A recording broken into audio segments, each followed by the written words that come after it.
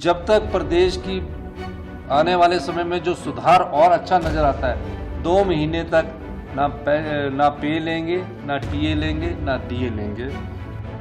बर्फ से ढके पहाड़ों और मनमोहक दृश्यों के लिए हमेशा सुर्खियों में रहने वाला हिमाचल प्रदेश अब अपनी खराब होती आर्थिक स्थिति के लिए सुर्खियों में है। आपदा से जूझता प्रदेश अब कर्ज की चपेट में आ गया है। हिमाचल प्रदेश की आर्थिक स्थिति लगातार खराब होती जा रही है।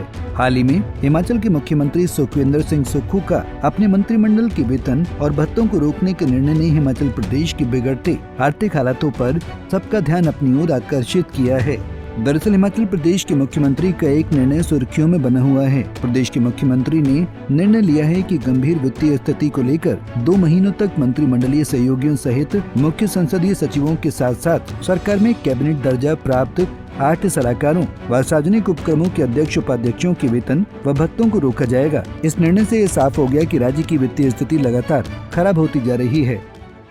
मंत्रिमंडल में चर्चा करने के बाद सभी मंत्रिमंडल वाले के सदस्यों ने ये तय किया कि जब तक प्रदेश की आने वाले समय में जो सुधार और अच्छा नजर आता है, 2 महीने तक ना पे लेंगे, ना टीए लेंगे, ना डीए लेंगे।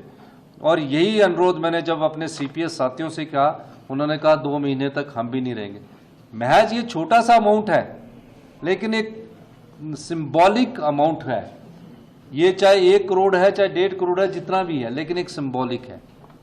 ये सिर्फ इस चीज और इसके अलावा मैंने सभी विधायकों से भी अनुरोध किया कि आप चाहते हैं, क्योंकि विधायकों के पास, हम तो सरकार के लोग हैं, कि अपने जो कर सकता होगा वो भी अपनी 2 महीने तक सैलरी को रोकने की मैंने उनसे बात की है।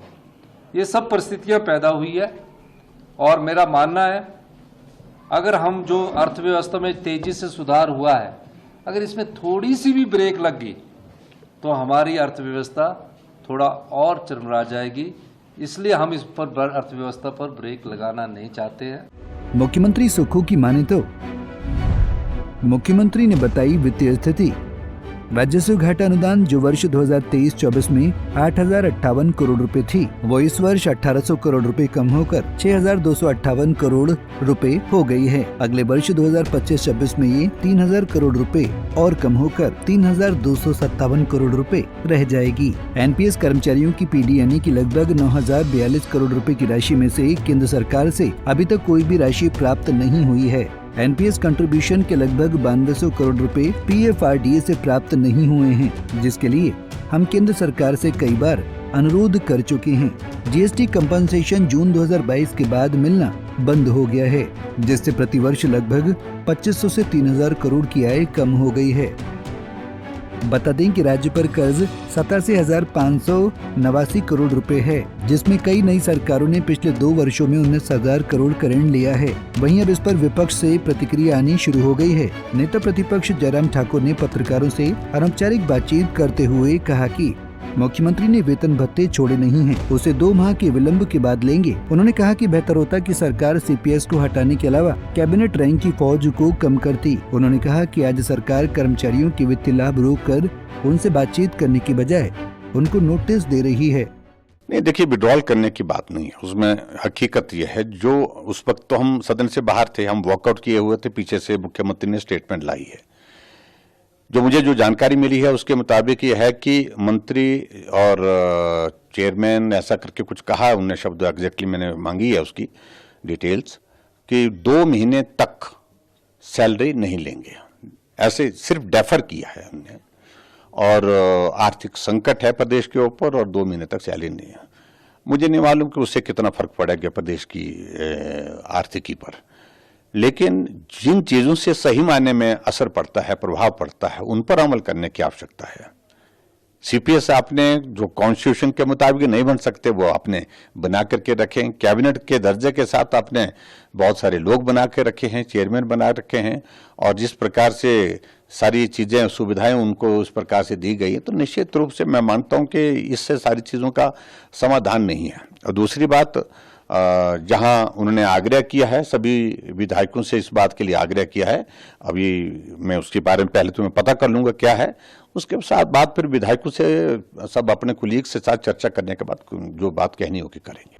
हालांकि हिमाचल प्रदेश जैसा छोटा राज्य जो विकास के कई पैरामीटर में देश के शीर्ष राज्यों में आता है, उसकी आर्थिक स्थिति इतनी ज्यादा खराब क्यों हो गई है, इस पर देश भर में चर्चा शुरू हो गई है। हिमाचल ही नहीं, हाल ही में केरल का केंद्र सरकार से अपने राज्य की आर्थिक स्थिरता के लिए पैकेज की मांग करना भी सुर्खियों में बना हुआ था। इसके साथ पंजाब भी लगातार कर्ज में डूब रहा है। इन राज्यों का लगातार कर्ज के बोझ में डूबना और इन राज्यों की आर्थिक स्थिति खराब होने के पीछे कई वजहों में से एक है चुनावी रेवड़ियों पर खर्च हो रही रकम। हिमाचल विधानसभा चुनाव जीतने के लिए कांग्रेस ने 10 चुनावी रेवड़ियां देने का ऐलान किया था, जिसके तहत महिलाओं को हर महीने 1500 रुपए देने की शुरुआत हुई है, जिसके लिए सालाना 1000 करोड़ का बजट रखा गया है। गोबर खरीद, दूध खरीद, 300 यूनिट निःशुल्क बिजली देने जैसे वादे हैं। साथ ही राज्य में ओपीएस लागू करने से भी सरकार को वित्तीय नुकसान उठाना पड़ रहा है।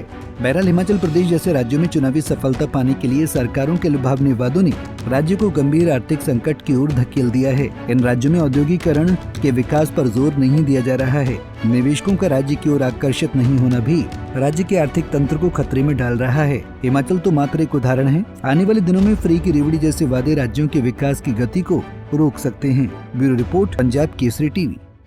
हमसे जुड़े रहने के लिए हमारे YouTube चैनल को सब्सक्राइब करें और नई वीडियो की नोटिफिकेशन के लिए बेल आइकॉन को दबाएं।